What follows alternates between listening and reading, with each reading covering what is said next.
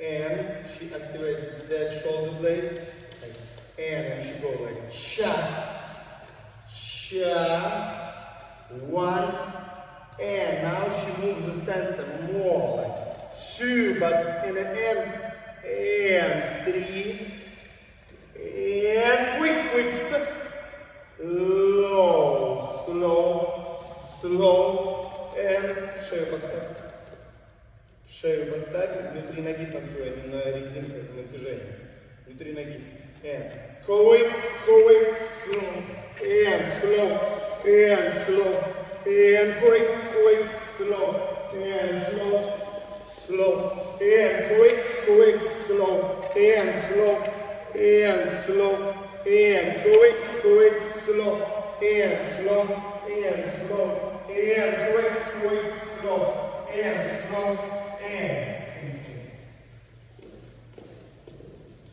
okay, how you see, we every time focus about the end.